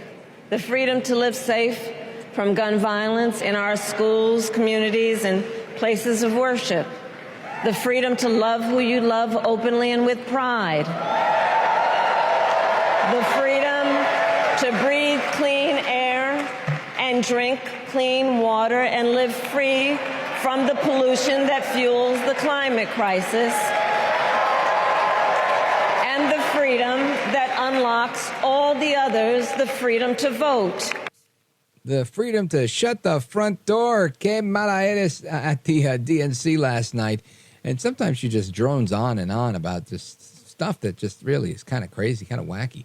Anyway, let's go back to the phones, 833-4-VALDEZ. Let's go to Walter, St. Augustine, Florida, WFOY. Walter, what's up? Hi, Rich. First of all, fantastic impersonation of Curtis Lewa 2 weeks ago. We appreciate that. Thank you. Thank you. Sure. Yeah, Rich, this election may very well be biblical. I mean, the book of Leviticus in chapter 18, God's word reads, "Consequently, the land is unclean, and I shall bring punishment for its error upon it." I mean, the whole DNC convention is about so-called freedoms. Freedom to have abortions, freedom for LGBTQ, freedom for pedophiles, freedom for all types of immorality. So, Rich, freedom to break God's laws. Yeah. It's you're right. And we talked about this a little bit last night with our guest, Terry Schilling from the American Principles Project. And we were talking about this freedom is really nothing more than an attack on the family, an attack on God, an attack on virtue. And it's sad that this is celebrated the way it is, the way I guess they've made such an effective case to the people. Listen, I'm a Christian, but I'm a sinner, right? Like Paul said, a sinner, the worst among them. And I still don't think this is a good thing. I don't think it's a great thing to position yourself this way as a political party. But this is what they've chosen to do, Walter. And we're in a time in life where it's almost celebrated. You say drag queens. Oh, I love drag queens. They're so brave. They're so courageous. It's a time in our history where you say, oh, these people are transgender. And instead of, when I was a kid, it would be something like, ay, bendito, we feel so bad for them. The poor people don't know. They're confused. They must be mentally ill. That's not the case anymore. Now it's, oh, my gosh, the bravery that it takes for you to come out and have these surgeries and get the gender, quote unquote, gender affirming care that you need. You're right. We have normalized and institutionalized sin. We have normalized and institutionalized and almost promoted and proselytized this idea of going against God, eliminating God, rejecting God, saying God is just an imaginary friend for grown-ups. It's so interesting the way we have fallen or missed the mark, I should say. And I appreciate your scripture reference. I think it was right on point.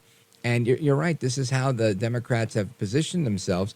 And the bigger question becomes, do people see this and say, wow, these people openly embrace evil and this is not something that's good for me? Or do they say, you know what, look at the courage that they have to go against, the Bible-thumping religious zealots that are out there trying to shove religion down everybody's throats and take away every woman's right.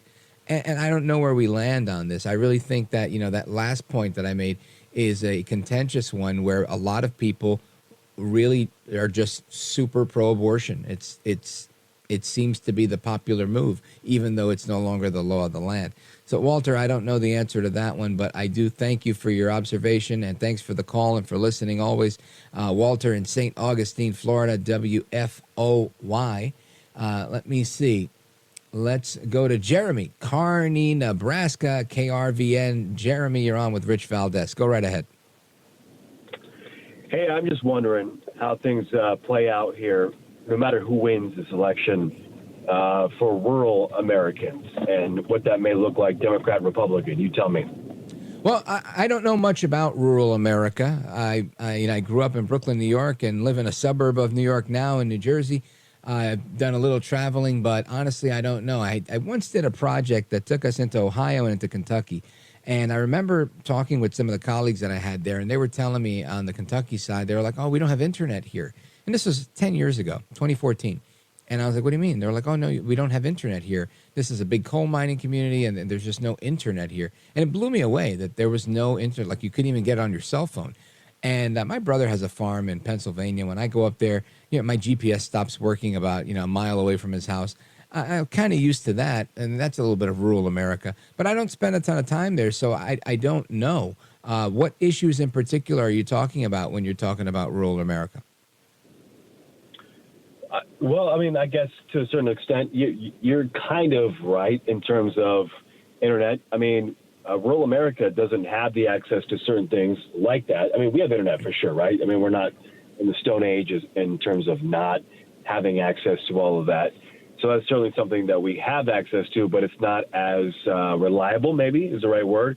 But I just feel like what they call it, the flyover states, in terms of not how that affects, you just see everything and what the presidency might be, what that affects, the states that may be forgotten, what that may look like.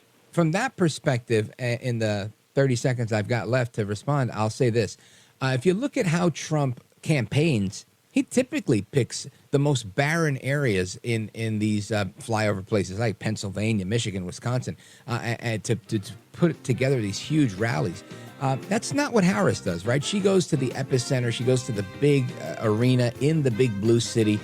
So if I had to guess between which of these candidates is going to pay more attention to people that are in the outskirts of America, it's got to be Trump. He actually goes there. The proof is in the pudding. Jeremy, thanks for the call. I appreciate it. Kearney, Nebraska, KRVN. Shout out to you guys. Hope you call again soon. Folks, we're coming right back. I am Rich Valdez. This is Open Phone America, and we're going to continue it straight ahead.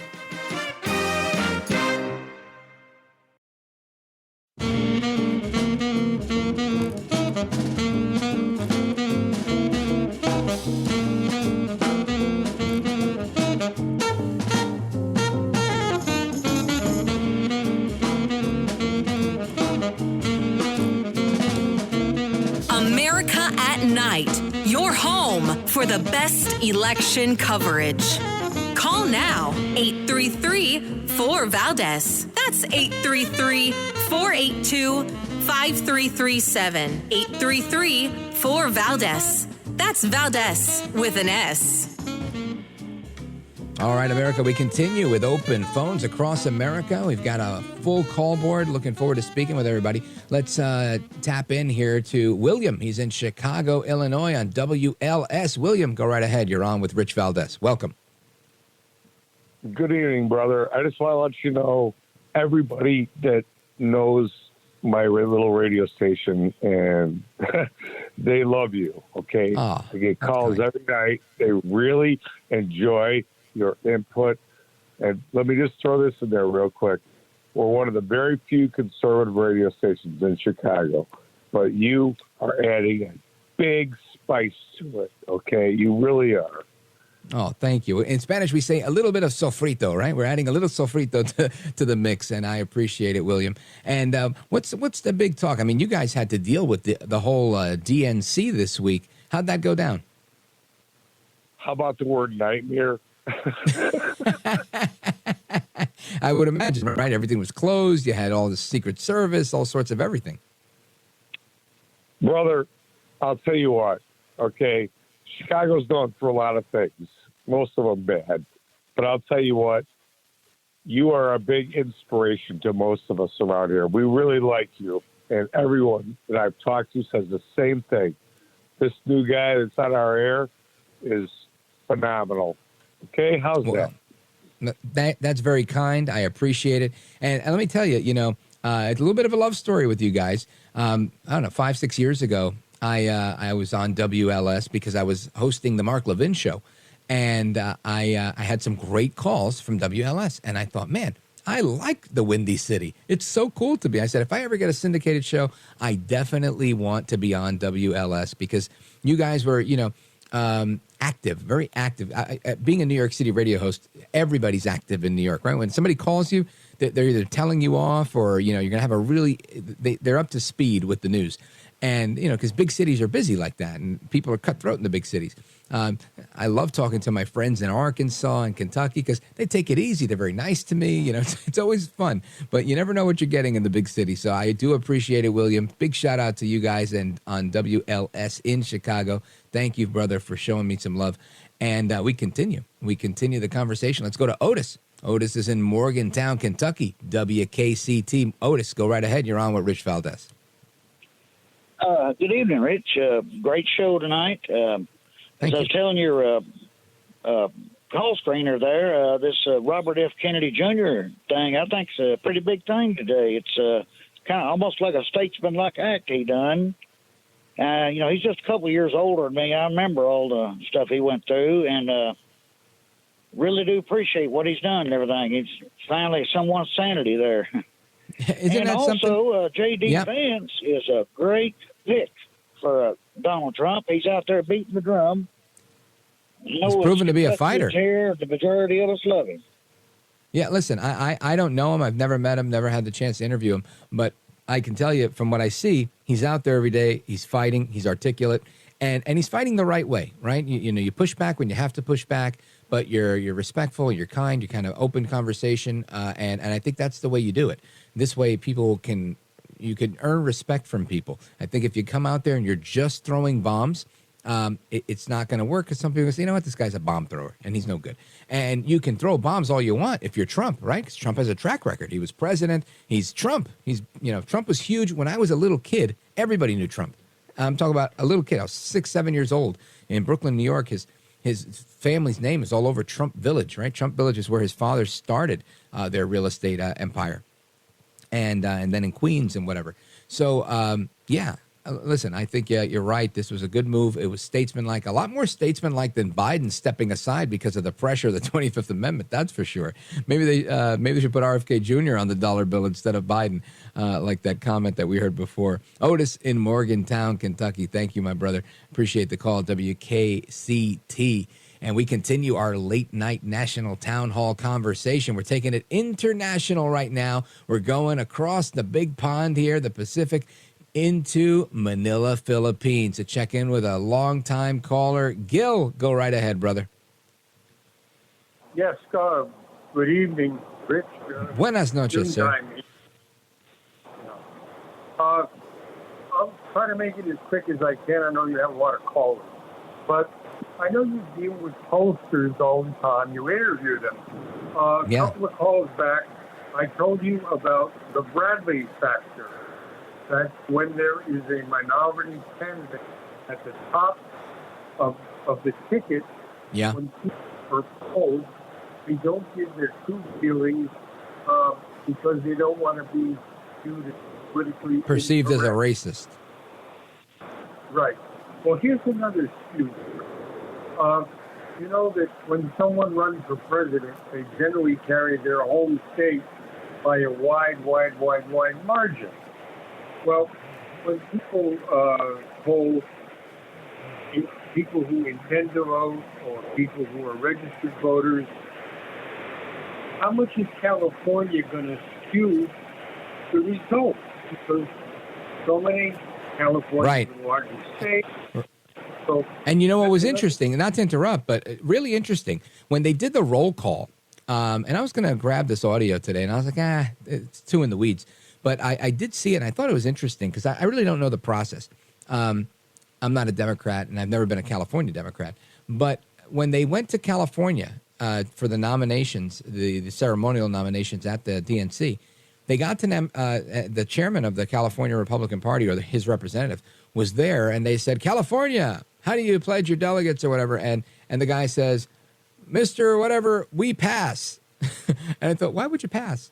And it made me think, you're not really even carrying your own state, even the Democrats. That's kind of odd, Gil. Well, I've been around a long time and observed a lot. Always was involved in politics when I was in Texas. I was an election judge, a poll worker. I even attended a state Republican convention one year. So I watched this stuff closely. And like you, I was even a public official for 5 years in the state of Texas. So, So you are the Honorable Gil from Manila. Gil, I got to take a pause right here, but thank you, my brother. I appreciate the call, and you're right. Kamala being from California it's having some effect on the polls, and I don't know if they're all going to be positive when it's all said and done. We'll see. Folks, we're going to get to the rest of your calls and more straight ahead. Don't go anywhere. This is America at Night with Rich Valdez.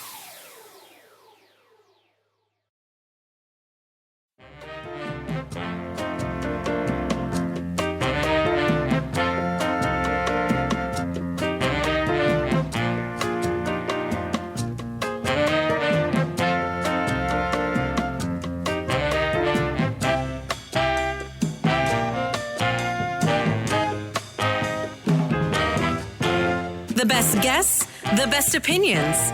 This is America at Night with Rich Valdez.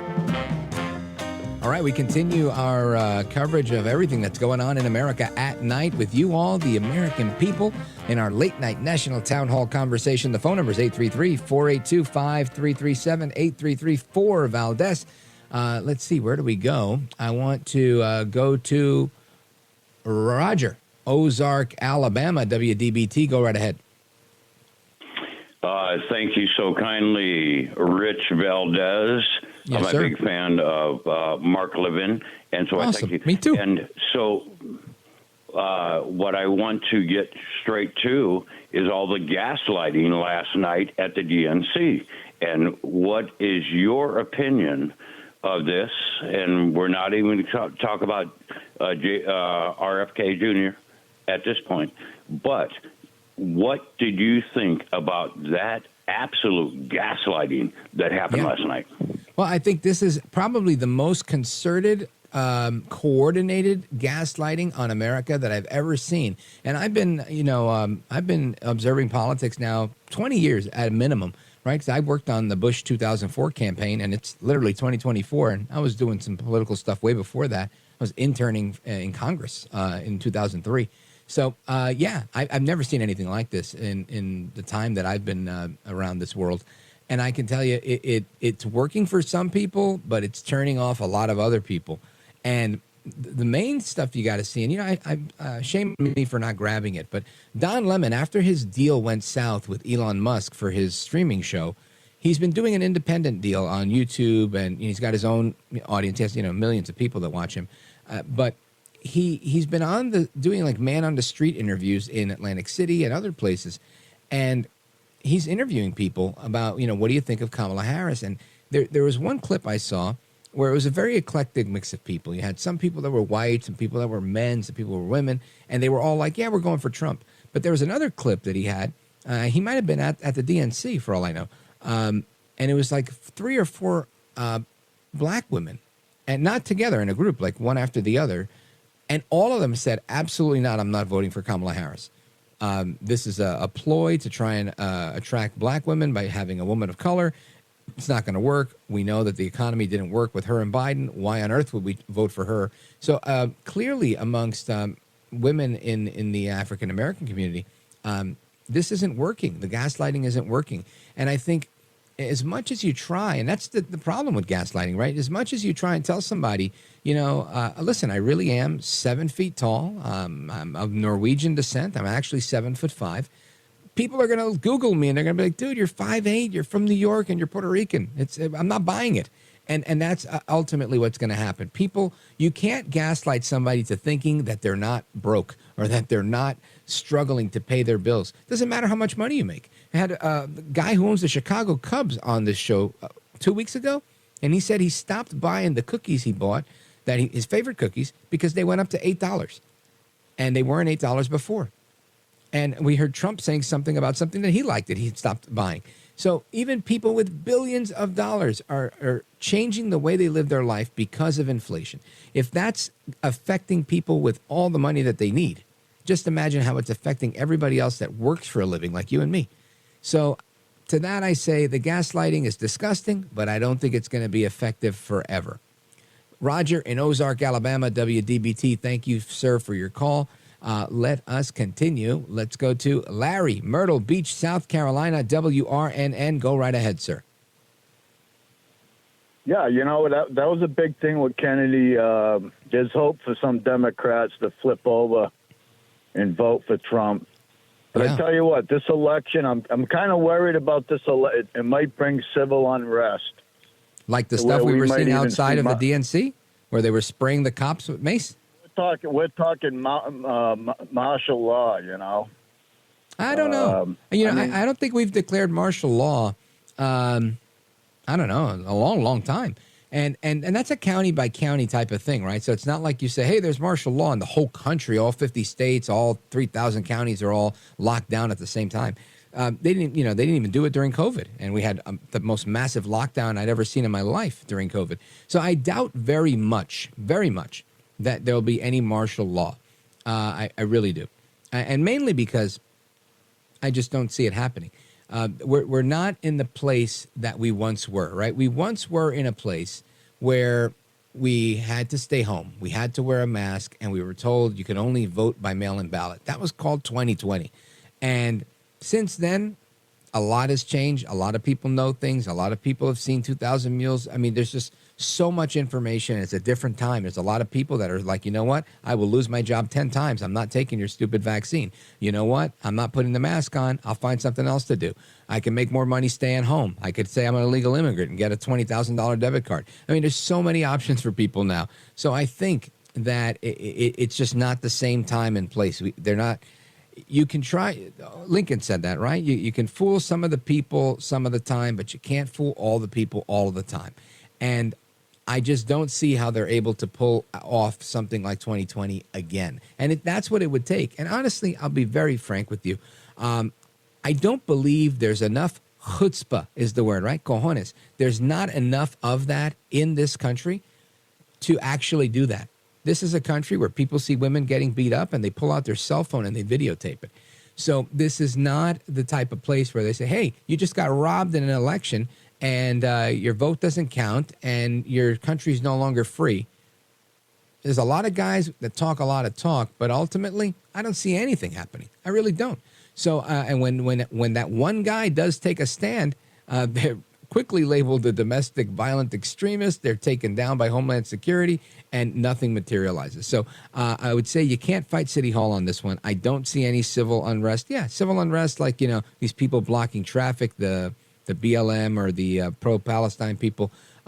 Yeah, you'll see some stuff like that. Maybe they'll burn a few police cars. The typical stuff you see in Philly after a sports game. But what you're talking about, martial law and people, taking to the streets, not going to happen. It's just not going to happen. If it was, it would have happened in 2020. Larry, thank you for your call. I appreciate it. Big shout out to South Carolina, WRNN, great station. And let me see. I'm going to do one more before they kick me out of here in a minute and a half. Joe, Salem, Arkansas, KSAR. Go ahead, brother. Yeah, a couple points here, Rich. On Camilla, he was wondering why she was wearing black. Did you figure that out yet? No, black on black. It was a black blouse, a black blazer. It was all black. Yeah, well, devil worshippers, the Church of Satan, everything's the opposite of Christians. Christians mourn in black, but they celebrate in black. And I understand one day the abortion bus or van outside killed 25 babies. I don't know about the other days. Oh, wow. I didn't even know they were doing abortions in that thing. I thought they were just giving out abortion pills.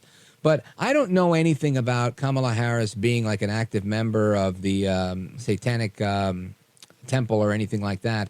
I haven't seen any reports on that. As far as I know, her background is Indian. And I'm not saying it's not true. I'm just saying I don't know anything about it, so I'd have to look into that. But that would be crazy if that were the thing. That's what we should be talking about if that's the case. We'll definitely look into it. Joe in Salem, Arkansas, KSAR, thanks for the call, my brother. And folks, stick around. We're coming right back with the speed round. We're going to Minnesota, West Virginia, where else? Mississippi, Indiana, Montana, Arizona, Idaho. Man, it's going to be a quick speed round. Make sure you get to your point very quickly. I'm Rich Valdez. This is America at Night with Rich Valdez.